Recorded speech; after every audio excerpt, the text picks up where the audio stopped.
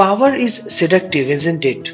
As well as it is an addictive force as well that has been sought after by many individuals for centuries. Power is everywhere. You can see in your family, you can see in your workplace, you can see in public, in government, internationally, nationally, everywhere. People always looks for power, isn't it? So what is that once if you gain power, what happens to you? You can see in the history as well that the person who rules the world are the most powerful. Even it is equally applicable in the context of economics. You say the 99% of wealth in this world are controlled by 1% of top elite of the human population. How significant is that? Means suppose let's put it context in the form of a political party. When you are in a minister, people will entertain you, people will appease you, people will try to impress you when you are in power. But the day you are fallen off from the ministry, from the cabinet, you are nothing. You are nothing than an ordinary citizen. Then what is power is all about? Even a person loses everything, still he vouches for power. He will say, it was those days when I was in power, I used to do this, I used to do that. He always say the things. I mean, is it really needed that you need a power? Some people say that power is needed for keeping stability in society. Power is needed to control business, to keep those anti-human elements at bay. Army, it's a sign of a power. It is important to defend a country.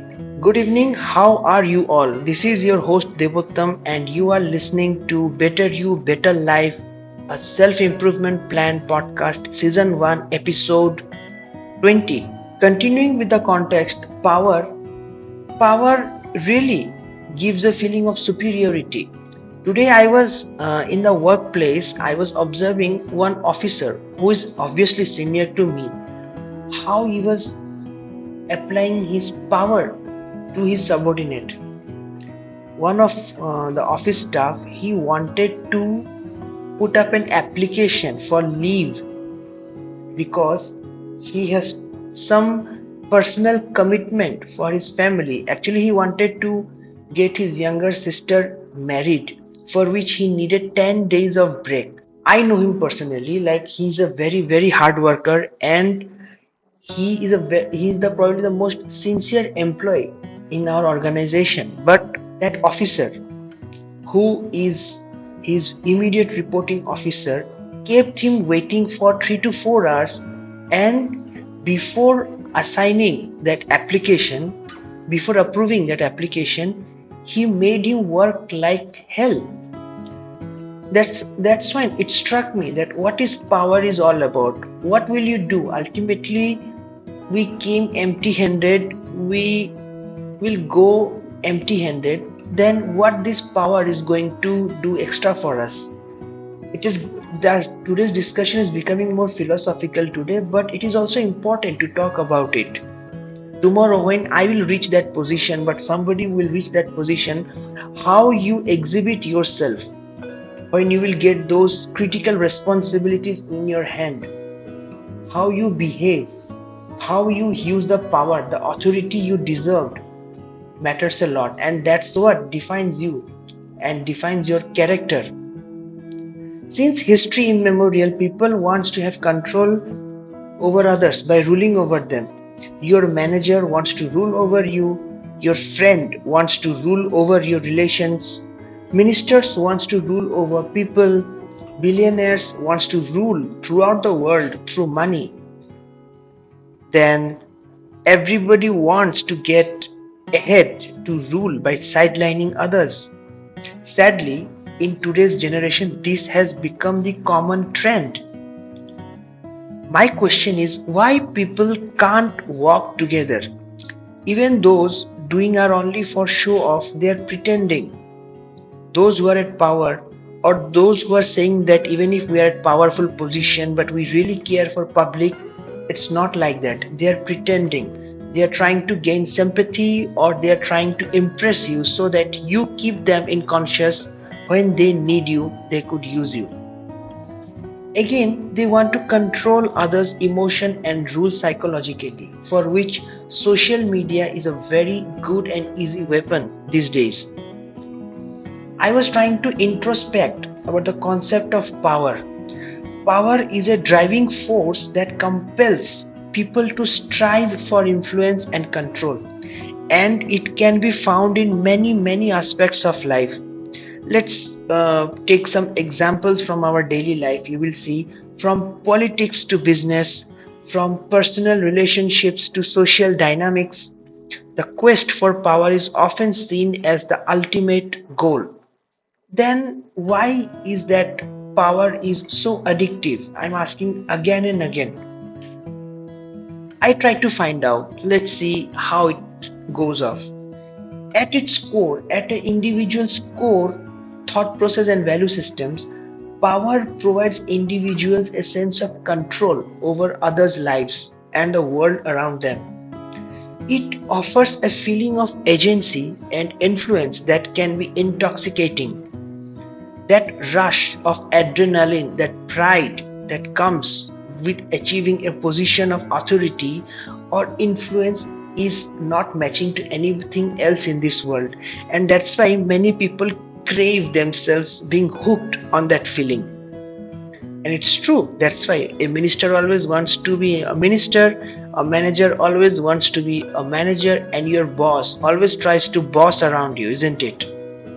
It is so true that I share one of the many reasons for the addictive nature of power is that it can be seen as a form of validation. People who achieve power are often viewed as successful, competent, and worthy of respect.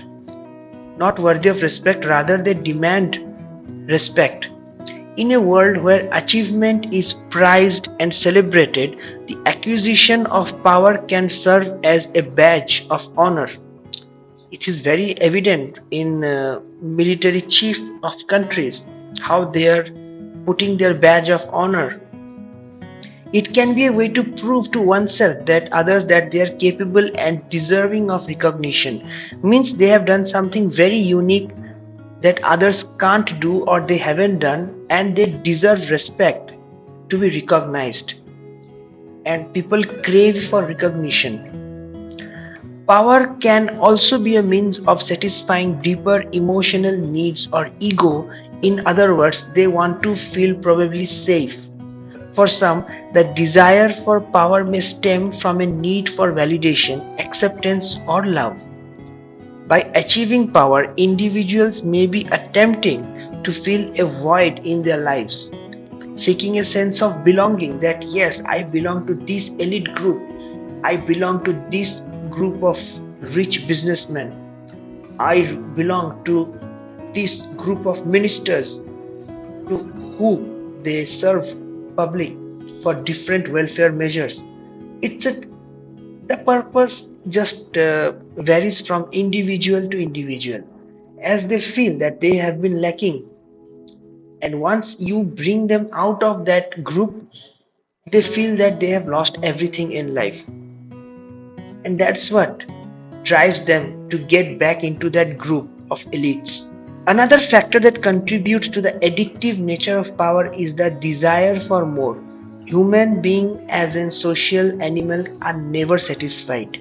Once you get A, you will always look for B and C and D and like that.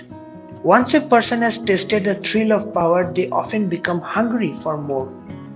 It is very much evident if you go through the history of dictators, say Hitler, or recently you have a dictator, Gaddafi. They may strive for greater control, more influence, and more recognition. This desire for more can become a never-ending cycle as individuals. They have increasingly fixated on achieving and maintaining that power. The addictive nature of power is a complex phenomena that can be influenced by a range of psychological and emotional factors. They want to have a sense of safety and protection that can be hard to come by in other areas of life. This sense of security can be alluring, driving individuals crazy to seek out and hold on to power at all costs. This is very much evident in case of bureaucrats in our country, you will observe. In a concluding note, from the desire of validation and recognition to the need for security and control, power can serve a variety of needs and desires. While it can be a positive force, speaking very positively, we can use power when we can use responsibility. As people say, with great powers comes great responsibility. It can also lead to negative outcomes when pursued to the exclusion of others' values and priorities. As with any addiction, awareness and self-reflection, these can be the initial steps towards achieving balance and a healthier relationship with power. That once we are able to maintain that balance, we will never allow power to get into our head and makes us behave like the person which we are normally not are. Ask yourself these questions. Do you really strive for power? Do you need it? And even if you need it, do you think it is addictive?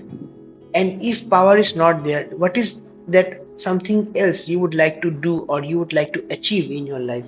With this concluding note, I hope you found this episode helpful. It was not any script, it was an impromptu episode.